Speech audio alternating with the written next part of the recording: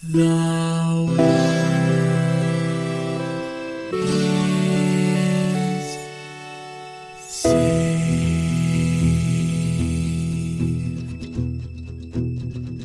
The living room's dark, save for light being cast from the big TV screen and the imminent sunrise that's teasing the one starry sky with whispers of morning.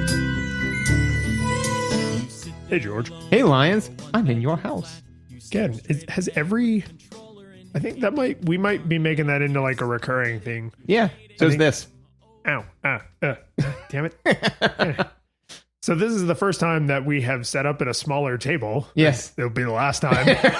See, we're learning stuff. So why are you here in my house? I'm here to visit my in-laws and be a dutiful husband. Don't lie about any of that. I'm here to play Streets of Rage. Thank you. Yeah. Streets of Rage 2. Yeah, Electric Boogaloo. Yes. That's actually not that. Was there a lot of street fighting in Breaking Boogie 2, Electric Boogaloo. Yeah. I'm a little bummed that I knew the name of that title like that fast. Whoops.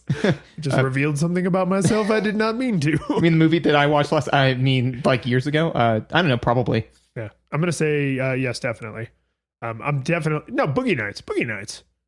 Yes. Boogie Nights had a lot of, like, violence. Yeah. Yeah. Yeah. Oof. Okay, anyway. So, Streets of Rage 2 is the game we played. And I don't think we've done a great job of reserving obvious two-player games for when we could actually play together. We got like a C+ average. Doing okay. Yeah. So we got to play this one in, solo and as a couple, like a romantic couple. It's a duet. Yes. Yes. Yeah. Like a tango. Yeah, a beautiful pas de deux. Yes. I call the beautiful part. This game came out in 92. There's a month and a day in there somewhere, I'm sure, but somehow only the year was at hand. So 92. What's your experience with this game? This is one that I think one of my friends owned, but that definitely I played a little bit of. I think that this was one that one of my friends owned, and that whenever he'd say, hey, honestly, do you want to play Streets of Rage or Streets of Rage 2? I would say, why don't we just play Turtles in Time? Oh, and and again, it wasn't because Turtles in Time was an inherently better game. It was because it was just because I love Ninja Turtles. You didn't love Ninja Turtles, so it's like, which would you rather play, a 2D, a side-scrolling beat 'em up, or the exact same game but you're the Ninja Turtles? It's like, well, that one. So Ninja Turtles, please. I feel like Street Fighter and Mortal Kombat had a similar thing where if you liked the characters in Street Fighter, right? Like if you wanted to be Ken or Ryu, like that was the fighting game you wanted to play, right? Even though if you know anything about fighting games, they handle completely differently. They're totally different games, but like they got kind of like a brand loyalty, and beat 'em ups are generic, right? It's like beat 'em ups. I feel like every time there's a parody video game, there's like a better than 50-50 that it's a beat 'em up. Like there's a Jay and Silent Bob video game, and it's a beat 'em up, right? It's just how they do things. Yep. So this feels like that. It's like, oh, do you want to play any beat 'em up, or do you want to play Turtles in Time? And it's like, well, yeah, Turtles in Time. Yeah. I also generally gravitated towards Turtles in Time, but my neighbor friend, like that one friend that we were close enough in age to play video games together, and he lived basically right across the street. So it was like, oh, I can go play a 2-player game with him at pretty much any moment. And it was like Mutant League Hockey was another one we played. We've had that in our backlog for ages. League Hockey. Right. But that's a game, like you don't play that game alone. Didn't we get into argument as to whether that was a TV show as well? And I believe it also was. Yes, it was both. And that's what it was that the IMDb didn't have a conclusion date on it. Yeah, sorry. Yeah, and we were freaking out. Like, like, is it still on? So sorry, that just all came screaming back to me. Go on. Yeah. Well, it's a scary thought that maybe out there they're on like season 42 of Mutant League Hockey. Yeah. Yeah. So that was a friend that him and I, like all of our video gaming was this kind of game. He didn't play RPGs. He didn't really like city builders or some of the other like SimCity kind of games that I played. But we played sports games, right? NBA Jam, I played over at his house. Streets of Rage, I played over at his house. Like that was just what we did. So playing this game single player for this review, it's not the only time I've ever played it single player, but it's one of the very few. So that was kind of like, I've been playing this game for 20 years and I've like sort of never played this game alone. I've always had a shepherd. Well, I would definitely argue that generally brawlers, beat 'em ups, things like that are meant to be played at least 2-player, if not 4-player, because that's kind of the whole point, is. Ooh, quick philosophical question. So there's like Mario Party, Rock Band, like the kind of games that are really play these with other people. They're essentially digital board games. Community is one of the core aesthetics. Yes. Brawlers kind of started that. When you think about like people in an arcade, like if I'm playing Centipede or whatever, you may be standing there like cheering me on or waiting, I got next. But if we are at a cabinet together, we're probably playing a brawler, right? If we're fighting, we're playing like Mortal Kombat or Street Fighter. But if we're doing something collaboratively in an arcade, it's probably this. Yeah, I would definitely say so. I think that would be statistically accurate. Yeah, it wasn't really until later that they had like the, your like time splitters, right? Your side by side with zombies shooters. Yeah, it's also a good game. But anyway, that'd be another interesting but hard one to do. Yeah, we gotta go to a barcade. We tried that one time, but we couldn't find the cabinet. Yeah, it's weird. Yeah, well, no, because I do remember though that when we were trying to find the cabinet, we couldn't find that one, but we did find a different one where we put a life into 4 different guns. Was that Jurassic Park? Yeah, maybe. Yeah, and I remember like we had to cock the shotguns by like pushing them really hard. Yeah, that was great. There was some serious 80s action fantasy going on in the arcade. No, I mean like we burned through money super fast. It was 100% worth it. Yeah, every once in a while you're like, okay, I got $15. Yep, I'm gonna just set it on fire for this story. Yeah. No, I would definitely say that I got more playing the game for 5 minutes that way than 10 minutes the right way. Yeah, agreed. So we got to chill. Yeah, do it. So we not only did I play this game on stream, but we played this game on stream. So if you ever want proof that we actually play these games, you can check it out on Twitch. We are both on the Twitters. You can find all this crap in the show notes. There's a feedback form on the website. So if you want to do something like recommend a game, like say, no, really go out of your way to find time splitters, you could do that by requesting it. If you want to go the extra mile, you can do something nice like leaving us a rating and review. Helps other people find the show. Tell a friend, make them, actually sit them down, put the headphones in their ears, force them. Yes. And if you really want to go crazy, then you can actually give us money. And if you are a patron, all levels of our patrons get the after show, which is some bonus content that comes out almost every episode. We're not batting 1,000, but we're batting like 900. Yeah, we're pretty solid. Yeah.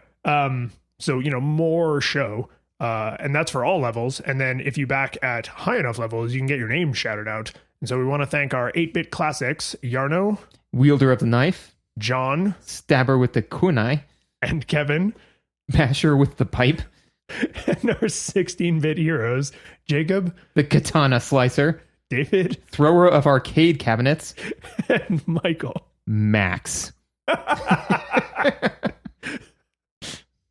Awesome. Yeah. Pretty happy with that one. Okay, so we're going to talk about the visuals. Yeah. I really liked the visuals in this game. Like visuals for the sake of visuals, it was very lovingly crafted. It looks, it's all kind of 16-bit sprites. Max, who was the one I played the most, literally looks like a 16-bit Hulk, very lovingly rendered. Just the wrong color. Just the wrong color. But one of the things I was thinking about is that this game is it's pixel art and it has a 90s like punk rock aesthetic, which is different than the 90s grunge aesthetic that we've been seeing so far when we said like it looks like a 90s game. Like it does, but this doesn't look like Rocko's Modern Life. This looks more like the what 90s kind of like grunge culture. It feels to me almost like aging hippies, but for 80s stuff. Yeah. Big hair, big men, busty women in short skirts. Like it's that, but you can tell it's not from 1984, right? It's not from 1988. It's like, oh, we've actually left the 80s, and this is like the holdover stuff. Yeah, that's fair. Yeah, it is closer to the late 80s. It kind of reminds me a little bit of Fifth Element, you know? Yeah, I could feel that. Which has, even though it's in the future, it has that kind of like dirty 80s. Right. Yeah. You know, with like the Mohawks and, you know, the not too distant future, and the kind of theming of corrupt corporations, because the Mr. X, they don't, I mean, he's like a gang leader. Yeah, he's a gangster. Yeah, he is, but I mean, they don't really establish whether or not he's also the head, like a Lex Luthor situation, you know, where... Yeah. It's the difference between grunge and cyberpunk. Yeah. Like, these are believable punks. They don't have shotguns inside their false arms. Mm-hmm. They don't have connections to the, you know, fledgling internet, right? It's all possible-ish. Yeah. But it's very dirty, grungy, punky. Yeah, I was going to say, I think you hit it with, it's punk. Yeah. You know, it's not like grunge, you know, but yeah, so it hit me where I was like, yeah, this is like late 80s, early 90s, but not what you think of when you think of like Earthworm Jim or any of those games. This is kind of its own thing, but I think that it holds very well to that aesthetic. You know, it doesn't break from it. It does, and I think part of what makes it feel like it's coming a little bit later is that they've started to gently move away from some of the tropes of the 80s. The men are big and beefy, but Max is the exception, right? Mm-hmm. Not every guy looks like Arnold Schwarzenegger from Conan the Barbarian, right? Not every woman is they're sexualized. They're not hyper sexualized. Like, it's not way over the top. It's just over the top. Right. So it's starting to not, I guess, tone it down maybe is the right kind of term, but there's also like a little more diversity. Like, not everyone is just a straight white guy or a straight white woman. Like, there's one of the players is, I want to say he's probably Latino because of the luchador sort of aesthetic. Skate is black. There's villains that are different ethnicities. So like, you see that was less true in the 80s, right? That was more like, we saw more diversity kind of creeping in the 90s. So it's the... Well, so have you ever heard the phrase growing the beard? No. Oh, so, and for obviously for our listeners as well. So you've heard of jumping the shark, right? Yes. Yeah. So that's in a reference to in Happy Days when the fawn. Yeah. You see where I'm going with this? Yeah. Yeah. So when the fawns jump the shark, right? Yeah, So yeah. the opposite of that is called growing the beard, which is a reference to Riker. yes. Yes. Yes. That's amazing. Right? That's so good. Yeah. So I wouldn't say though that this is, you know, kind of video games growing the beard, but I say it's like they're growing the stubble, you know? Yeah. Or it's like they're starting to get to the point where they said, what if not every woman was in a micro bikini? What if not every man looked like the Hulk? You know, what if some of these people looked kind of like normal people? What if that?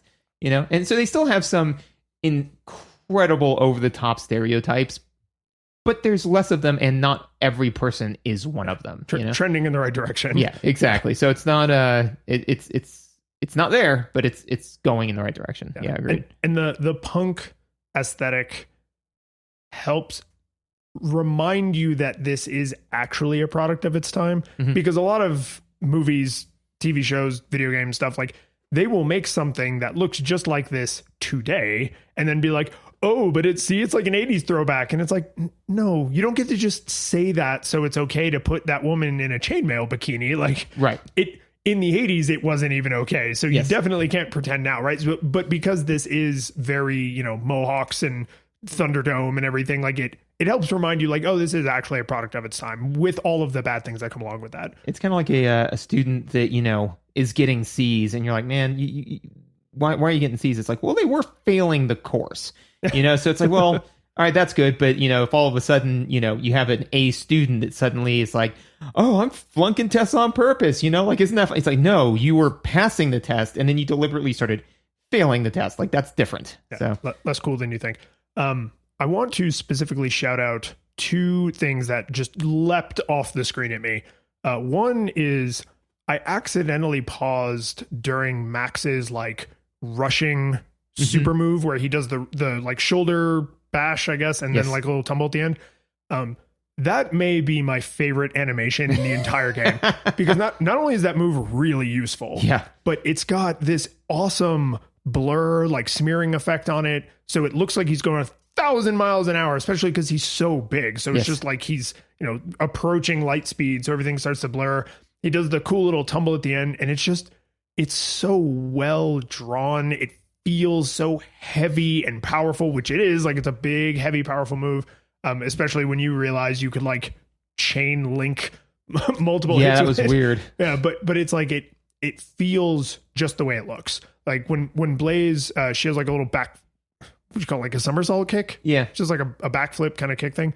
And her foot, because it's further away from her body, like there's a little smearing effect on there, and it feels like super light, and she just like whoosh and does a little flip, and it's like super cool. And I love that they lean into those cartoony, because I mean, if you pause at the wrong time, some of them is just like, what? Right? Why is their foot so giant? Right? And it's a little silly, but it's meant to be seen in motion, and so it conveys this great sense of like momentum. And because it is moving constantly, right? There's just a million enemies on screen, just crap flying everywhere all the time. Like, you just don't really get to ever stare at one thing and say like, oh, I'm going to critique every pixel in this. Those kind of smears and stuff help direct your attention around, because you're like, motion is happening, right? I see, okay, I did what I wanted to do, or this guy's doing something, this enemy is coming at me super fast. And I love those little like cartoony smears. And I know it's not uncommon in video games for them to do that, but whenever they don't, I feel like it's a missed opportunity. Like, you have the art, like the pixels smear like ink in a Looney Tunes cartoon. Like, do it, smear it. You look awesome. You kind of touched on it a little bit, but because sometimes we do this in visuals, the hitbox I feel was very fair, in the sense that it was rare that I was in the right plane of something, threw a hit, and I was like, oh no, I totally hit that. You pointed out the fact that I was generally playing as Max, who had the lowest possible speed, which he did. Which, to your point, I think also does make the hits feel heavier because he's moving slower. So that it's like, oh, he's so big. But there were times when definitely I started to throw a punch and another enemy threw a punch, and they were just faster, so they just hit me first. But that didn't feel unfair. But one of the interesting things is that not only are there hitboxes on your fists, which you would anticipate, but there's also hitboxes on other parts of the attack, which feels awesome. For Max, it's his elbow. I think for Blaze, it was her kind of knee, as well as heel. But yeah, no, I mean, like, so literally at one point, and it makes sense, like Max wound up to punch a dude in front of him in the face, and somebody was walking up behind me, so I elbowed that dude in the face and then punched the other person. So I think that the cool thing about that is that because there are multiple places that will register a hit on you, they then animated the characters such that at least at one point, generally when you're attacking, you will throw a hit to somebody that's behind you, which is awesome mechanically, because then it makes it less likely, not impossible, but less likely for you to just get ganged up on and then beaten to death, like in, I don't know, Golden Axe, right? For example. But I mean, remember in Golden Axe, like there was plenty of times where just a person was on each side of you. You would be attacking the person in front of you, and then a person would walk up behind you, and then they would both beat you to death, Yeah. But because of the way that they animated all of the attacks, and the fact that your punch is not the only thing that hurts people, makes it so that way you do have some 360 range. Plus, and your ultimate attack generally specifically clears everyone around you. Yeah, it's a space maker. Yeah, so they kind of went out of their way with the way the attacks were animated and the way the hitbox play into that, to make sure that you never really felt that you lost half of your health or an entire life just because you got set in a bad situation. Well, and they even take that mechanic and sort of tune it to the individual character's sort of fighting style, right? Because when Max punches, like his starting, like if you're just standing there punching the air, so he's not doing a combo, it's like a hammering chop, yes, right? So it's like Thor like banging his fist on the table, demanding another beer. Yeah, to me, it's kind of like the thing where in TV shows and stuff, where like they hit them on the head and it shows them waist deep in the soil, you know? Yes, it's exactly that hit. Bonk. And he's large enough to for that to be a possibility. Yeah. Right. Blaze does a lot. She punches, but she does a lot of kicking. Axel is more like your generic kind of brawler boxer. You know, he's kicking, but he's mostly throwing heavy punches. So when someone is behind you as Axel, you can kind of back fist them. And it's the same. It's mechanically it's the same thing. It's so that people can't gang up on you, but they animate it in a way that makes sense for his build and his reach and his fighting style. Ditto for Blaze, ditto for Skate, right? So everyone can escape the oh god I'm being pinned down situation. And I think Max might be the only one who just sort of does it because of his size, right, which is cool and appropriate, right? It's you don't have to specifically say, I'm going to hit the guy behind me. Just you moving as Max causes problems for anyone who's too close to you, which it feels without going way too far into mechanics, it feels like the visuals of those animations help to support oh, your playstyle may be better suited to this character or that character or the other. And we're going to reinforce that this is happening differently by animating it all very, very differently. And I also think, to kind of your point as well, not only do each of the pro tags have a different fighting style, but there are a lot of different enemies in this, and there is some palette swapping. You know, there's weekend dominatrix, and then weekday dominatrix, and then holiday yeah. dominatrix, right? You know, 3 different palette swaps for that particular character. But there's also there are Muay Thai fighters, there are boxers, there are kung fu experts, and each of them robots. There are robots, which to your point, all of the bosses eventually become just people that you meet and fight, and literally you fight 2 robots, and then the next stage, the very first enemy you fight as a random enemy is a robot. It's oh, come on.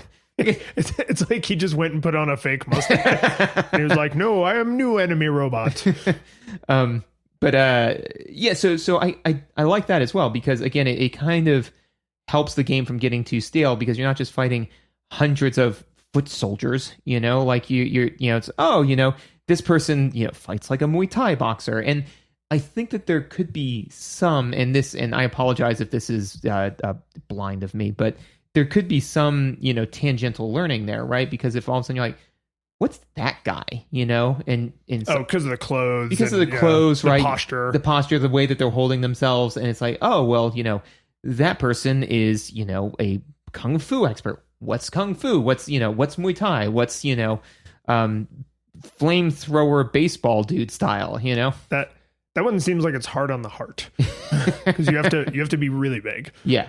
But I mean, you got to commit to the. It's like sumo. You just got to commit. But yeah. So I enjoyed those variations, not only visually, but the fact that they then pinned the way they move and fight is different.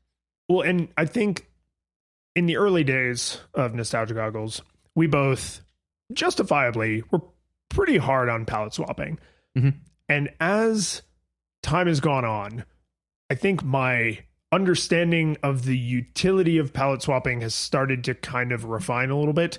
And Brawlers may be the place where palette swapping is the most meaningful, because I need to know this guy is the stupid jetpack guy, and he's going to move and attack exactly the same way every time. Doesn't matter what his colors are, right? Doesn't matter which dominatrix, doesn't matter which fire-breathing baseball fan do baseball. It doesn't matter which colors they are. I just know they're going to move and behave in this certain way. And when there is so much crap on the screen, especially, so we played through the whole game on easy. We finished it as a couple, like a boss. That's right. And then we played through as much as we could on hard. And I think we got very hard. Very hard. Yeah. We got halfway ish. I mean, I think I got halfway. I think you got 60%. Yeah. Not very, very far, but far enough that even at that halfway mark, it's the screen just flooded with it. Oh, yeah. Just stuff everywhere. So many dudes. Which, to be fair, one of the things that the observations we kind of made towards the end was, it's okay, so your objective is to save this dude, right? And we were like, okay, so 10 enemies per screen, 10 screens per stage, 8 stages. We killed probably between 800 and 1,000 people to save this one guy, you know? Yeah, on easy. Yeah. If you beat the game 2-player on very hard, thousands of corpses in your wake, but you would know all their attack patterns because of that useful palette swapping. You would. At that point, you would literally be killing tons of people, not figuratively. Yeah. I think palette swapping is lazy when it doesn't usefully serve time pressure mechanics like this. So generally speaking, don't just take your white fluffy clouds and make them green and call them bushes. Like I get it. It was the Nintendo. Mario was doing the best with what they had, right? But now-ish days, right? From like the 16-bit era on, palette swapping is mechanically meaningful, and I can respect that. Like it helps me very immediately identify, okay, this is what this character is going to vaguely behave like. But if it's just like we drew one enemy and we have them in 9 colors, it's like, no. Well, I think that I agree with you. And I think to your point is that I think initially when we started out, we were like, palette swapping's bad with some exceptions. And now I'm more like palette swapping is good with some exceptions, you know? But one of the most notable exceptions, I think, is ways to, and this is tangential to this game because this game does not do that, but when palette swapping is used as ways to cheaply extend Skinner boxes, by which I mean, right, is if you're playing an RPG, right, and you're like, I'm level 1 and fighting a level 1 jelly. Well, now I'm level 50 and I'm fighting a level 50 jelly. Well, it can't just be green. That would feel the same. So I colored it blue and now purple and now red. And it's like, oh, well, now it's level 50. It, again, behaves the same way. Everything about it's the same, but they're tricking you into thinking that you're making progress when literally you're doing the exact same thing that you were doing at level 1. They've just tricked you into wasting a ton of your time. That, I think, is in like not humane gameplay. And so that's where I'm like, now I'm more like, oh, well, you know, like to your point, right, is when you're trying to process a ton of information, you're like, I can kind of ignore some of the colors. The colors help it feel a little bit more like it's a world because there is weekday dominatrix and weekend dominatrix. It's not like there's just a sea of all of these twins that all dress the same, because then that wouldn't feel like a street brawler. It'd feel like a weird clone factory, right? Yeah, if there's a bunch of punks, they should all have mohawks maybe and knives, but they're not clones. It's right. Like, I'm not fighting the clone army. Exactly. So that kind of helps the game. But then also, too, like you said, based off of their silhouette, you can immediately assess what actions need to be taken in order to make optimal decisions. But in an RPG, it's being used to keep you in a Skinner box, you know? So again, I think initially most of our experience with palette swapping was with RPGs that we noticed. And so we were like, palette swapping sucks. Now it's like, actually, we were just experiencing the bad palette swapping. Yeah. The bosses are as varied, I think, as the environments. This game does a weird thing with environments where they change a lot. Like you might walk only the length of 2 or 3 screens before it kind of like fades to black and fades back in, and you're in, you know, the next room or the next space or something. Like you move a lot. And I don't know if I honestly don't know if that's like common to brawlers, because this isn't like my main genre, but it felt like, wow, you feel like you, the player, and you, the character, are progressing from point A to point B, which is like fighting your way through the city up to, you know, Mr. X's hideout, I guess, at the top of a building. Anyway, but like it felt varied. There's a lot of different spaces. You go through a theme park, which is obviously based on Disneyland in California, because the castle in the background is the castle in Disneyland in California, no question. There's like a baseball stadium where you do baseball. There's the terrifying, like, I guess it's supposed to be like a haunted house sort of thing with the alien head. There's the underground, like, which is all kind of like a, you know, looks like the danger room, right? Metal panels and lights all over the walls. There's the office building, crap it, like a million. You go on a pirate ship at one point, like billion. Yeah, there's so many different like environments, and each environment has multiple little sections you go through, and the stage itself has like multiple, you know, areas before you get to the boss where you actually clear that stage. So it's just they didn't have, you could just walk down one grungy alley for 8 stages and probably nobody would have complained. Right. So this feels like the kind of art direction where they were like, yeah, but that'd be boring and suck. So let's not be boring and suck. Not phone it in. There's one observation that you made, and I've got some throwaway notes that I think was amazingly salient that I want to make sure that we touch on, which is that as far as the core gameplay loop, right, is that you enter into an area, that area is then frozen, you then beat all of the bad guys in that area, you then move on to the next area, right? But there are some times when like you're on an elevator going down or up and sideways or whatever, that in no way changes the gameplay loop, but literally because the animation in the background shows you going down, it feels different, you know? So as opposed to moving to the right and now there are more bad guys, you basically stay still and now there are more bad guys, you know? So it doesn't really change the gameplay in any way, but it feels 110% different, and that's awesome. That was your observation I just stole. Thank you. No, I think what's cool about that is it feels visually different. It also creates for me a sensation of these are like the scary claustrophobic levels because I'm trapped in the elevator, or we're going up on this like weird mechanical lift and I'm trapped on the weird mechanical lift and enemies are just falling from the sky, right? In the weird mist horror house thing, I don't know what the hell to call that, where there's like mist all over the ground. Some of the enemies seem to rise up from the ground, but really they're just like lying in wait, you know? So it's like there aren't enemies, and then there are enemies. Right. And every single screen in the entire game has that. And it's like, sometimes they come from down, sometimes they come from up. Most of the time they come from left and right, but just changing up those animations completely changes the feel. Yeah, the whole feeling of that room.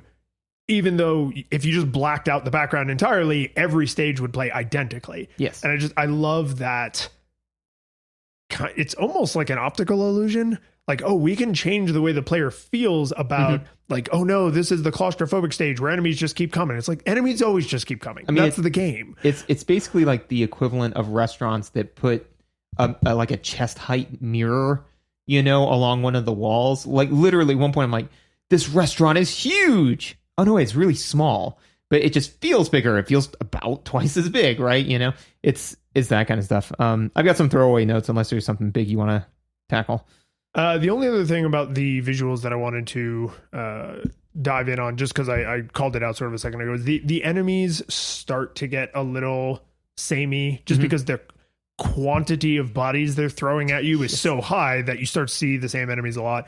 The bosses are quite varied. They're all super unique and interesting. They fight differently than the regular enemies, and then they quickly become regular enemies, and that helps to thin out the endless sea of Donovans that you have for like the first couple levels. Like the length of the game is well suited to the quantity of visuals. Yes. Right around the time you would start to be like, it's just 1,000,000 Donovans. What the hell, Donovan? Yeah.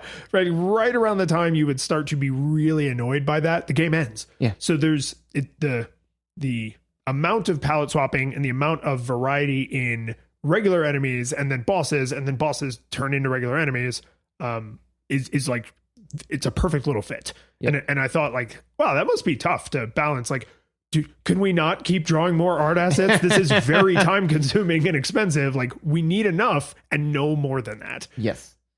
So just a couple throwaway weapons. No, throwaway weapons. That's it. Yeah. So enemies have a big telegraph for big weapons, like when they're swinging the pipe and stuff, but you don't. And that's super awesome. And the thing that I think is kind of cool about that is that it's the antithesis of what happens a lot of times in games, which is when an enemy's using a cool weapon and it's like the most amazing power staff of ultimate creation, and then you get it and it's like a +1 staff and you're like, what the hell, game? You know, so it's the opposite of that. The weapons are more functional in your hands, which I thought was kind of cool. Baddies have different names, but not always, you know, so I think they're color consistent. Yeah. So like blue pants is always Donovan, but like orange pants is Martin or whatever. Yeah. So I was like, oh, hey, they've got different names. A lot of Donovans. Max. So Max, the enemies can. One of the things that can happen is you can get suplexed, and you can suplex. watching Max get suplexed by a 99-pound waif in jeans was hilarious. It is funny. Because I was like, man, that guy has glutes for days. He just picked up this 500-pound dude and just slung him over his shoulder like it was nothing. And we'll get into each other's body slams in mechanics. And then the one final one that I had, which is the enemy's hit plane is slightly larger than our hit plane. I'm fucking sure of it. I don't want to discuss that because I don't think I have any real legs to stand on. I can't prove it. It's what I feel, and my feelings are right and valid, and I don't want to talk about it anymore. That's fair. I want to tack one thing on to not the last thing you said. No, nothing more to say on that. So the fact that the enemies move a little bit differently with their weapons, I think what may be happening is when they swing the weapon, their wind-up frame pauses longer. Yes. And I think that may also be happening just on regular punches.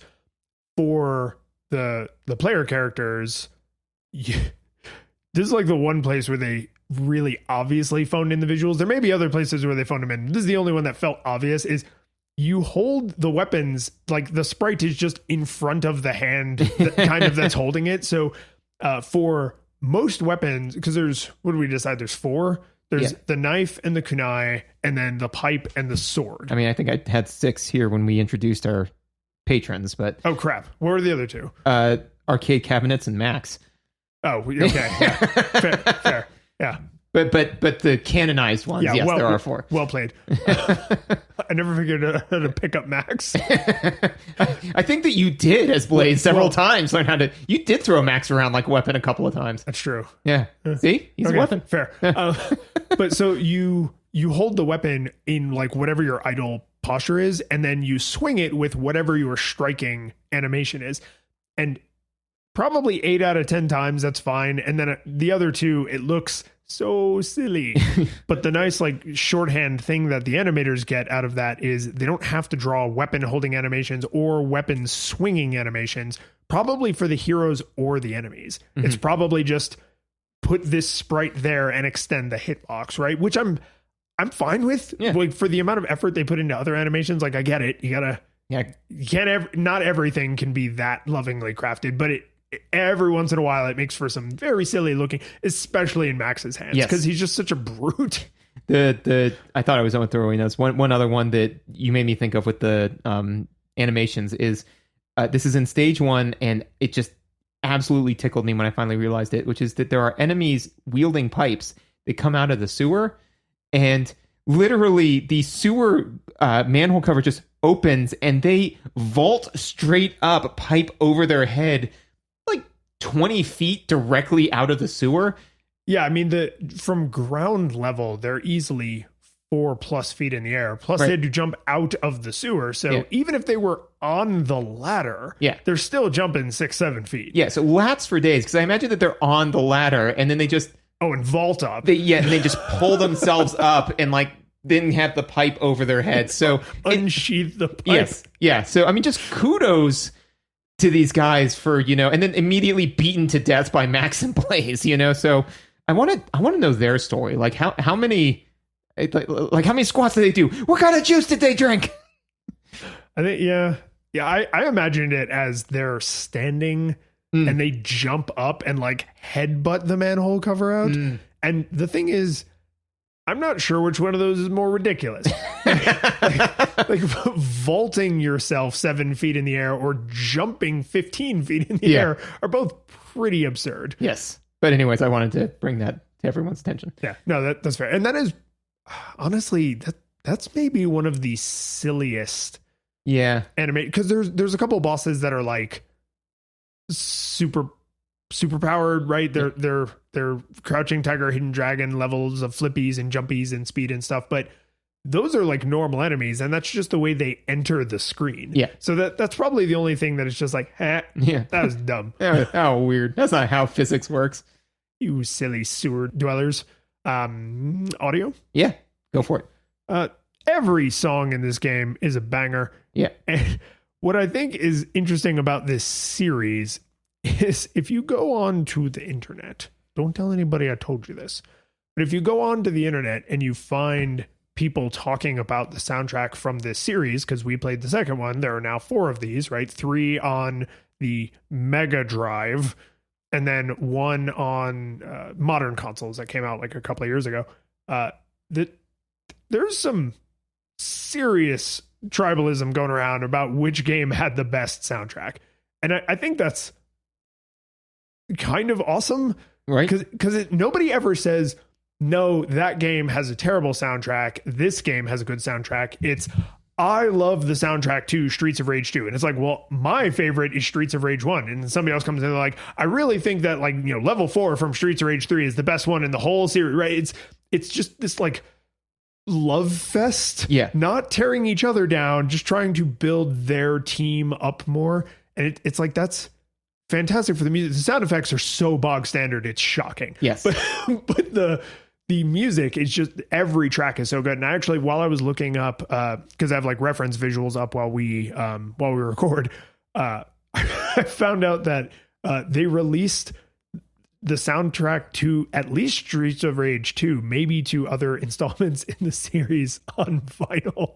Really? Yeah, like a limited run. That's amazing. Right? Yeah, that's good. But that sums up, how do people feel about the soundtrack to this game? Well, they did a limited run of it on vinyl. So there it is. Now, actually, I saw a great meme a while back where it said, it was just 2 people like arguing, and the person said, the best Zelda game is the one that came out when I was 12. And they said, no, the best Zelda game is the one that came out when I was 12, right? So I feel like that may be some of the consternation with like the Streets of Rage. I mean, it's not Rage, you know, but the Streets of Rage battle, where it's like, well, which one do you have the most nostalgia for? Because they're all amazing, right? All of the songs are awesome. So if there's, it then becomes a point of preference. And I think that there is, and this is a little philosophical, which I'm using to pad the fact that I don't really have too many audio notes. But I think that there is something tacitly different between, and we've had this argument with countless people of saying like, there are 2 things. I like thing A better than thing B. That's fine. That's an opinion, right? And you're allowed to have an opinion, right? But to say like thing A is good and thing B is bad, there are some things that you can objectively say about a thing to say like, for example, a movie. There are things that a movie can do storytelling wise that therefore makes it a well-told story. You can hate the story. You just hate anything about it, right? You just not like it, right? All that's fine. For example, when I was, I am now enjoying this thing, but for years, I didn't like Hamilton. I just didn't like it. Yeah. You know, and people were like, but you like rap. Mm-hmm. And you love musicals. Yeah. And you like history. Yep. And you hate Hamilton. Mm-hmm. Don't know why. Don't get it. Like, and then people would argue with me saying like, well, but it has this. I'm like, it's good. I agree with you completely. It's great. I'm weird. Like, don't, you know, so it's nice to see people saying like, your thing is good and my thing is good. My thing's better. And it's like, yeah, but now it's fun, you know, as opposed to I'm trying to disenfranchise you. Yeah. It's when it's all about, here's why I think my thing is the best. Yeah. Those always seem more wholesome as arguments. Well, and also, too, I think that you kind of hit the nail on the head, too. So here's why I think my thing is the best, not here's why I think your thing is the worst. Exactly. You know? Yeah. I don't have to win by everyone else failing. I'm trying to win on, like, this is the Olympics. Yeah. We're all great. Yes. But I just want to get the gold. Yeah. Not I'm an Olympic runner and you are a bunch of kindergartners.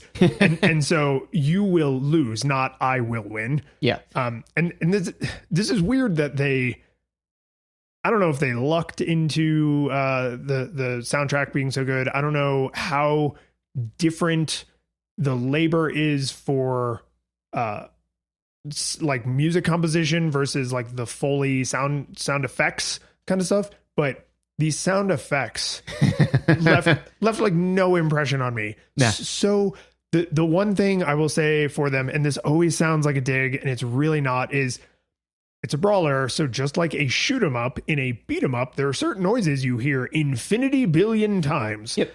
And none of those noises are offensive. Yes. None of the punching or getting hit noises, none of the weapon pokey stabby noises make kind of like a sort of noise. Like none of those.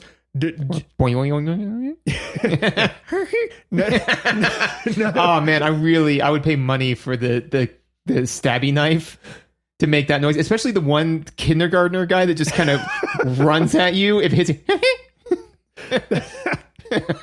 That would be incredible. That's a ROM hack worth doing. But yeah, there's nothing offensive about them, which is a win, right? Yes. It is a win because you hear the sounds so much, and not just like, oh, you hear them many times. It's you hear them constantly, perpetually. The fact that you can even hear the music is kind of a miracle. So it's just the fact that they're inoffensive is more or less a win. The exception, and it's just unfortunate, a lot of games from this time have this problem, but the one that stands out in my mind is when a female enemy dies, when one of the, oh my God, are the dominatrix ladies, are they the only women enemies? No, they're not. I'm so sure. God, I really don't want that to be true. No, because I remember when we made mention of the female death sound, it was not fighting them. We were in a different area. Okay. That I can't think of who died. Yeah, please don't have a single woman in it. Yeah. Anyway, so when however many there are, when they go down, their scream is like, if you're sitting in front of this game and somehow you didn't know, am I playing this on the Genesis or like you played it on the Switch, right? Mm-hmm. So you have like a Sega Classics, you played it on the Switch. And so you might be looking at your Switch in your hands and be like, was this originally on the Super Nintendo? And then you hear that grindy, screechy, glass shattering nails on a chalkboard, woman's screaming noise. And you're like, Genesis. Like that just so immediately nails it as this noise was generated by the sound chip in a Sega Genesis. Yes, no, agreed completely. The one thing though that I will say even positively about that, which is because this game inherently draws comparisons to Golden Axe, which is just an atrocious game, awful. I mean, like I actually have reverse nostalgia goggles for it because I loved it. And it was like it was the first deeply bad game that we reviewed. Yes. Because we did Super Mario World, then Sonic, then that game. And I was like, well, great to have a floor. So all that being said is I think it's the exact same noise that the women made when they died in Golden Axe. Genesis would make sense. But it was not as offensive because it comparatively has a much lower volume compared to everything else. So in Golden Axe, if a sound effects made a noise at like a level 5 and the music was as a 5, then the screech was at a 5, right? For this one, if everything's at a 5, their screech is at like a 3 or a 2. So it's still the exact same noise, but because it's not as loud, it doesn't jolt your soul out of your eyes every time you hear it. And because it is mostly men punching out other men, you do hear it less, right? Which is helpful. And I think. Oh no, there may only be women because I think it was Blaze. I think it was Blaze. I think you died. Yeah. I think you might Darn be right. I think and there's only I think 3 color combinations of the dominatrix lady. And it's a bummer that the only woman in there is the sexualized one. Yes. Yeah. I mean, not that Blaze is in a pantsuit. But. No, but still, that the only female enemy is highly sexualized. Well. Yeah. Bummer. Anyway, let's not relitigate because, but I think it's, you're right. They do tone it down a little bit, which helps because that at least shows awareness because imagine if it was like tires screeching before like a car crash. Like, well, the Sega Genesis can only produce, the Master System can only, or Mega Drive, the Master System was the previous one. Get it together. The Mega Drive, the Genesis can only produce, so many sounds and so many ranges. So like tires screeching may sound like a woman screaming, right? But someone had the awareness to be like, but it doesn't have to be at volume 11, right? Like we can tone it down a little and then it's still screechy, but it's like less, right? That's all I've got for audio. Yeah, I really, I've said this so many times recently, but it consistently bums me out when I'm like, passable work, audio engineers. Yep. Great job, composers. Yeah. Because then you just feel like these are probably not the same people, right? Like the character designers and the animators are probably not the same people. So if you said the animations are great, but the character designs suck, like you're not saying I like some of your work, but I dislike some of your work. Like, we're probably slighting an entire team at the company. I will say one other thing for audio in service of mechanics, which is that whenever you hit somebody, it makes the thwack you hit them noise, which means that, and there's a visual cue as well. But if you are hitting somebody who is not on screen, that helps. True. So it's nice that even if they're off screen, it will still A, register a hit, B, sound effects let you know there's a hit, and C, put their health bar up on the screen to let you know, yes, you are making contact with the person, or more often, no, you are not. You are swinging perpetually at nothing. Yeah. Whiff, whiff, whiff, whiff, whiff.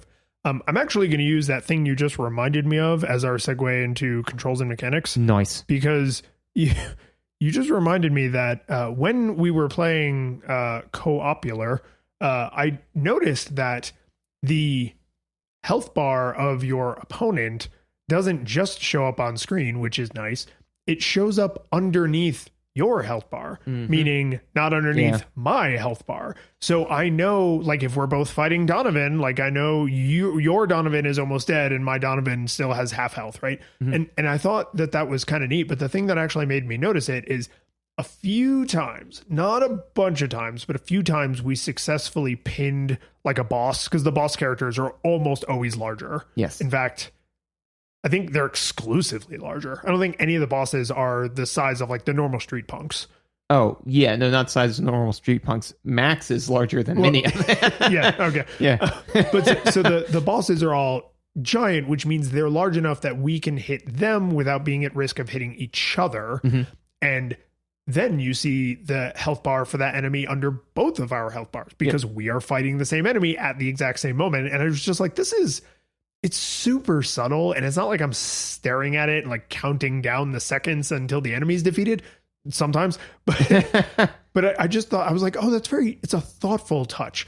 And with so much going on screen, with a bajillion enemies, with you and I both running around, with crap, people flying in, dropping in, shooting out of manhole covers and popping up out of the mist and stuff, like anything to help you, the player, feel like you have your bearings is worth having, because it just helps you feel like you have your bearings. Even if it doesn't actually change the way you behave at all, it might just make you feel like I know what's going on. Yes. No, agreed. And actually, you hit on one of the things that I want to talk about, because honestly, initially I would have said this is annoying as hell and I hate it. But man, it made playing the game so much fun.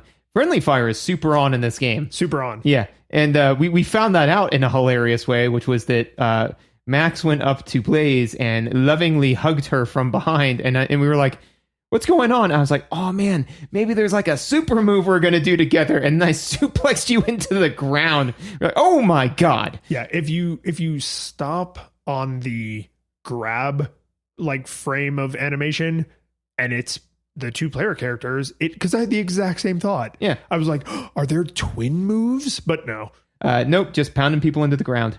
But one of the things so initially, right when we realized that, we were like, oh God, and then immediately kind of split up. And a part of me was worried that I'm like, well, now we're just going to be playing two different games, you know? I'm like, that's not going to be as much fun.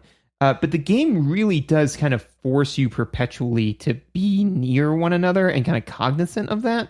And man, there was definitely some generic hilarity that ensued from, like I remember at one point it was really awesome where the boss had like a sliver of health left and they were wailing on you. So I like bull rushed through you, hit you, but then also hit the bad guy. And you're like, yes, worth it, 100% worth it. Yeah. So stuff like that, again, just really made the gameplay more enjoyable, and it made it feel more real. Because otherwise it would have just felt very gamey to, be swinging wild kind of all over the place. It's like, no, if you are fighting with a friend against a whole bunch of people, you kind of need to know where you're both at, because if you can, in real life, friendly fire is on, Well, and I said the way I immediately imagined it once we were like, oh, friendly fire is a thing, is it kind of has to be. Yeah. Because otherwise what we would do is go to the, scroll the screen to where baddies started spawning, and then stand back to back on top, like layer our sprites on top of each other, and then just punch in opposite directions. So people are coming toward us and just instantly dropping, right? Yeah. And you can't do that because like Max has his big wind back and Blaze has her big circle kick. So like you can't be that close to each other. And it does, even on very hard. I don't remember having too many moments where I was like, oh, this crappy friendly fire mechanic just cost us the win, right? It was either harmless but realistic and felt like, oh, okay, it's kind of cool that this is in here. Or it was hilarious, like on Very Easy, where shenanigans would ensue occasionally. And then it's like, yeah, no, I mean, neutral to hilarious, I'm pretty much always going to vote for that. Oh, yeah. Like at one point you picked up the pipe. Like we both went to pick up the pipe at the same time. You picked it up, so then I punched you in the face and took the pipe. And I was like, and so my reaction wasn't to be contrite or apologetic. I said, my pipe. So yeah, I mean, like stuff like that, it's great. One of the things we kind of touched on before, the different animations, but and it's just kind of a throwaway. I just want to make sure I toss it in there. Is the different players are remarkably different. Like not only are their animations different, but I mean, you know, and you kind of said it's a 3-star system, right? So 1 star is the lowest stat a person can have, and 3 stars is the highest, and it matters. But the cool thing about that is that it then again reinforces the fact that the community is one of the core aesthetics of this game, because it really behooves you to not play as 2 Maxes. You want to have a Max and a Blaze, or a Max and an Axel, or a Max and a Skater. Skate? Yeah. His last name is Yeah, that's being formal. Yeah. Table for Skate? Yeah. Notice how Max was always like, you always need a Max and a. Yeah. But I mean, that being said, is that, you know, when I was playing single player through, there were some bosses in particular where I was like, this guy is intolerable. But then most of the time I'd say, Lions, take care of this guy because you're faster, you know? So it really behooves you to be playing with a friend and to be playing as 2 separate characters. Well, and I've started to notice that the skill of coordination is something that breaks down really quick in a game that isn't well designed for coordination. So, for example, and I'm really not trying to start a fight here, but you like the new Super Mario Brothers franchise. You. No, I'm sorry. I wasn't listening. What were you saying? You like the new Super Mario Brothers franchise, and I don't care for it. A big part of the reason I don't care for it is because I always felt like there was nonsense happening that communication was not able to fix. Like no amount of myself and the other player are talking about what we're going to do, when we're going to do it. We're trying to stay far apart. There were still times where it's like, thank you for knocking me into that pit. Thank you for throwing me into that pit. Thank you for jumping off of me so I fell into that pit. Like, and in both directions, right? It's not like, oh, I must suck because this is always happening to me. Like, I was also unintentionally murdering player 2. Unintentionally. Well, but I mean, but this is the thing is I just like, it's fine that you like that game and I don't, but that to me is its Achilles heel. It is a game that is supposedly designed for friends that is not fun with friends as far as I'm concerned. Like Mario Party.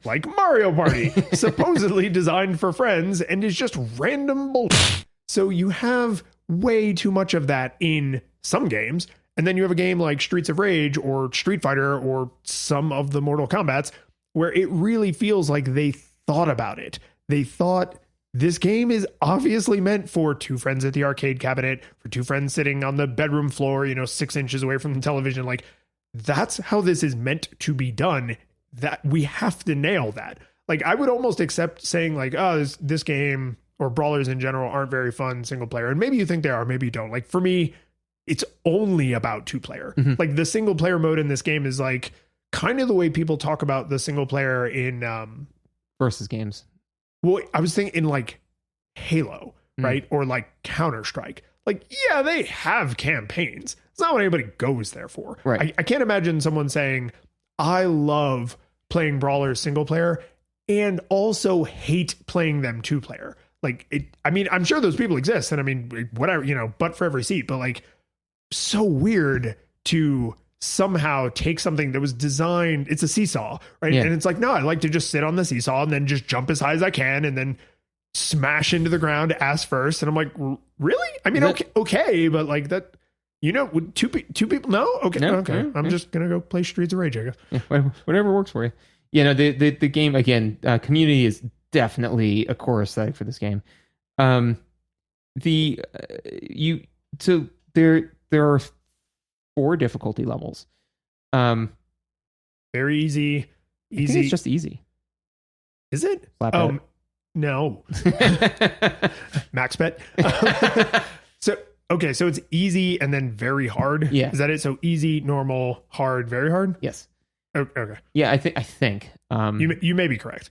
I did somehow only the extremes. So right. No, because I believe that it's theoretically kind of supposed to be like, nightmare mode in Doom. Where it's like there's easy, medium, and hard, and then very hard, where it's like, okay, you did it on hard. On very hard, it's like you probably most people won't be able to beat this. Yeah, an ocean of fists are coming at you. Yeah, no, definitely not a One Punch Man situation. More like a thousand, more like an E Honda, 1,000-hand slap. So that being said, is that the difficulty does scale, but not as much as we thought it was going to. I mean, easy, we were able to pretty much walk through it, but again, on the most extreme difficulty one, even though there was 1 million people around, we made it pretty far, and neither of us were, I would say, really bringing our A game, like no, we weren't, it was late. We were tired and punchy, like it wasn't like, we were sitting there. We were leaning back on the couch, not sitting forward on the couch, Yeah. Yeah. We were shoulders away from the TV, not shoulders into the TV. Yeah. But I think there is a little bit more baddies when there's 2 people. Yes. And I think how hard you hit / how much health they have, that changes as the difficulties go up. Definitely their health goes up, because I remember why, like yield sign, whatever, one of the throwaway bad guys, his health bar went from a little bit larger than Donovan's to almost our health bars. I was like, oh my. Yeah. Yeah. So I think you also hit harder or hit less hard, and they have more health, right? So it's whatever the difficulty curve is, but it doesn't feel insurmountable. Right. Like when you finish the game on whatever the lowest difficulty setting is, you could then very reasonably say, I'm going to move up to the next difficulty setting. Or, I've been, maining Axel and now I want to main Max. So like, I'm going to go down a difficulty setting because I have to play with a character who has like a different kind of moveset and behaves a little differently. And I appreciate that, because I'm usually a normal and down player. Like I just started Uncharted 4. I know it's not brand new, but like it's new to me. So there's like Explorer, which is like you have to jump off a cliff to die mode. And the story is what makes that game. So like a lot of people, that's what they want. Yeah. Right. They don't want death defying shootouts. They want the story. And that's a mode catered to that. But then there's also the hardest difficulty, which I believe is literally called crushing. So, some people are like, no, every bullet should kill me. I want to earn every victory. And it's like that's also fine. I'm not that person. So the fact that to me, all of the like easy doesn't feel like such a cakewalk that it's not any fun, and very hard or whatever it is doesn't feel so difficult that it's like, how could anyone ever do this? Like that's, for me personally, me, the individual player, saying all of the difficulty modes in this are interesting and possibly worth playing, especially for a game that's not terribly long. And so part of the replay value is going up in difficulty, playing with characters that you don't like the way they handle as much, right? Like doing things that make the experience harder, and that's still feeling like it's worth doing. So that's nice. Do you want to kind of touch on the controls and button combinations a little bit? Yeah, I hate them. So what I think is weird about the controls, okay, I don't know, maybe you grew up in like the lap of luxury. Maybe all of your video game consoles had 2 controllers, even if it didn't ship with 2 controllers. But to me, the kids who had the specialty controllers, those were the ones who had just like, whoa, so much money. I had one specialty controller actually for the Genesis, and I remember it distinctly because it had 3 little like kind of radio buttons on, like there was an on off button on. It was like a turbo controller. Yeah, so you could turn it on to on if you press the button, it's hitting the button as fast as possible, and then also just on all the way. Yeah. You know, Repeat, hold repeat, and then auto fire. Yeah. And it was awesome. Yeah, That was my controller. My brother technically had the Super Nintendo version of that, and it was one of those things where like I'm sure he didn't lord this over me like a meth dealer, but I remember, like, I feel like I have these memories of going to him and being like, "Please, sir, can I play with the cool controller?" Right? But we that was our one weird novelty controller. I had friends and some of my cousins who had like the track and field pad for the NES.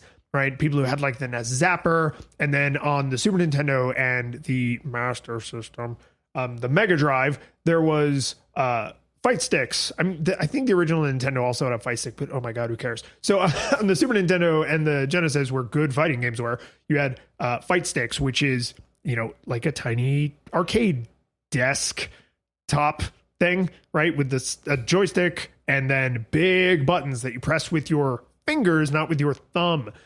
This game has, because it was designed for the original Genesis, and the original Genesis shipped with a 3-button controller, the 6-button controller came later, and most games just doubled up what all the buttons did, which was so dumb.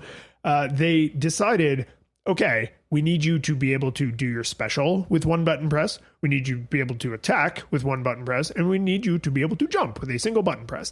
And they couldn't map jump to up because you have to be able to go in and out of the foreground, so that the D-pad is strictly for movement.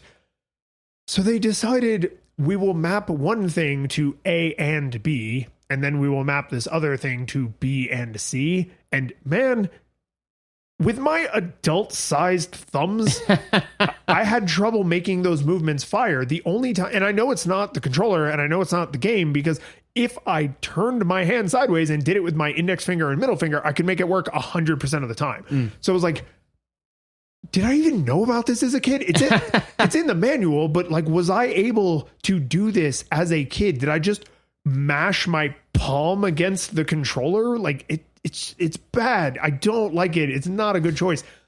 Unless you were playing with a fight stick. Then it probably felt great. So if you were playing this at home with a fight stick or on an arcade cabinet, then it probably felt great. But to do it with a Genesis controller, no good. Not at all. 0 stars on Yelp. Would not recommend. Even Max's mighty hands could not touch that. I assume.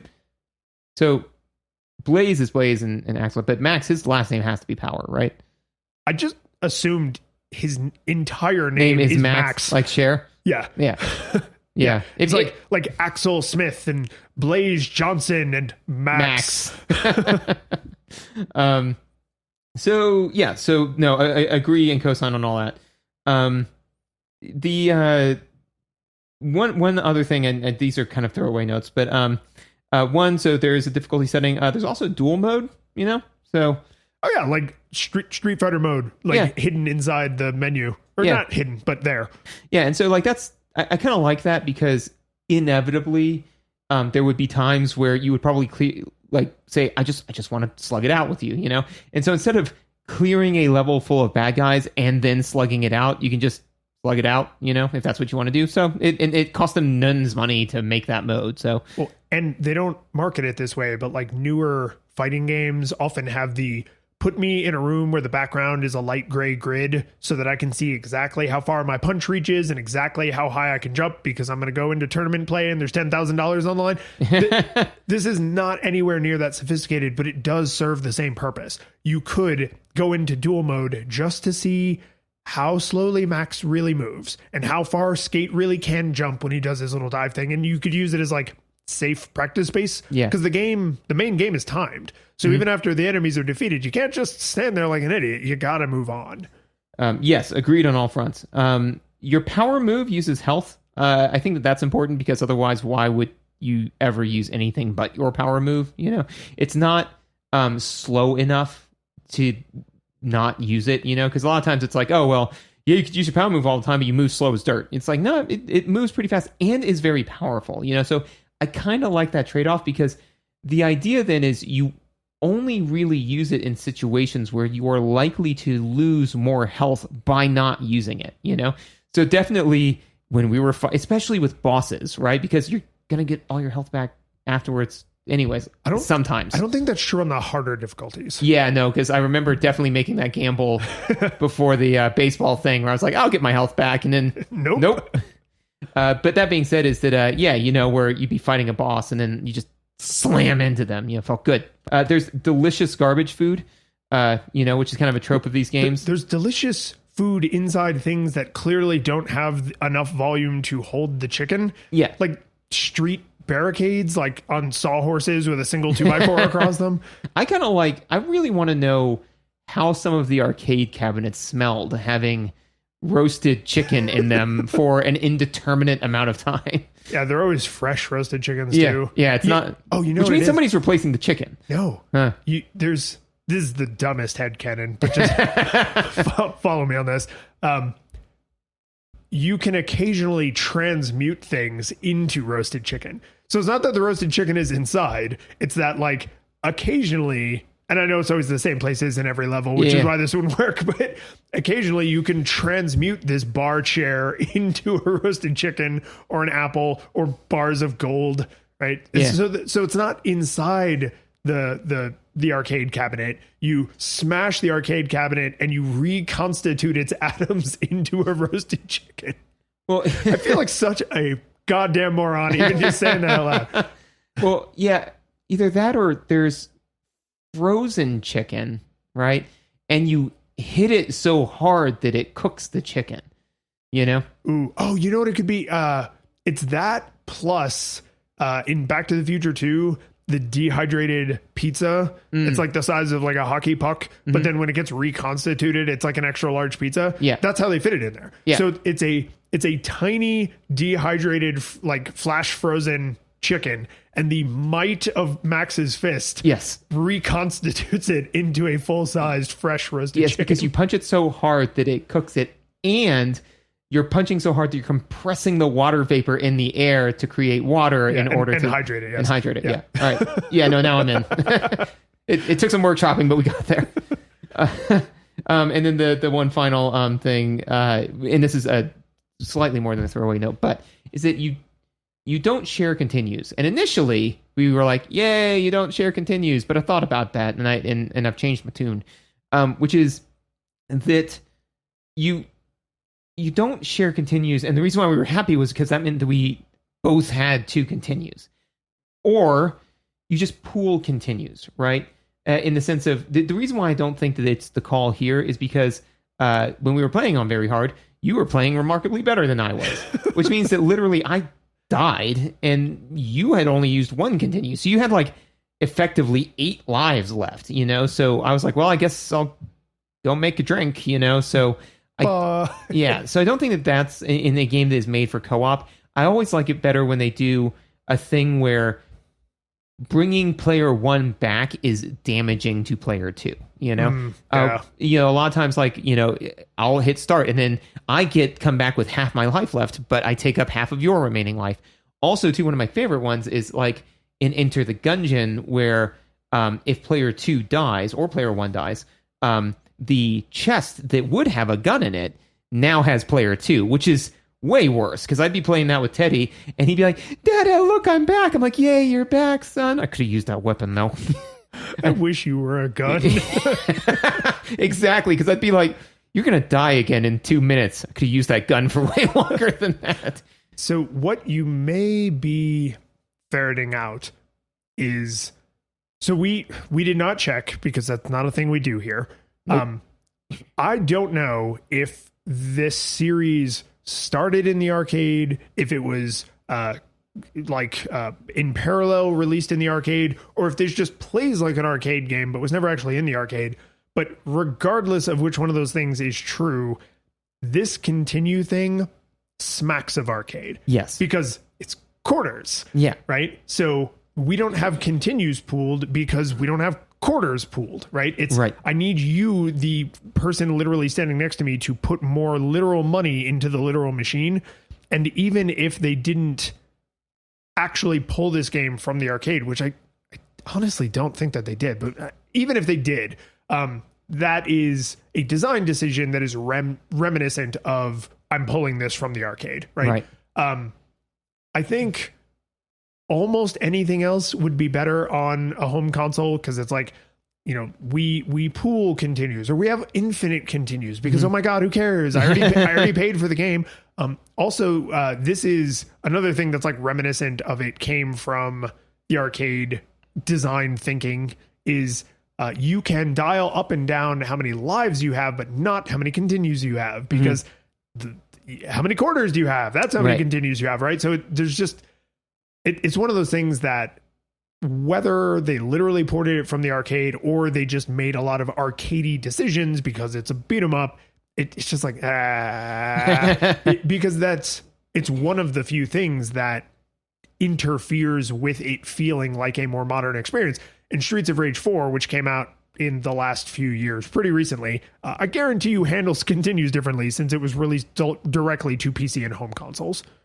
Yes. But yeah, that's kind of all I got. You got any other heavy hitters? Nah, we can talk about how it heavy hitters. We could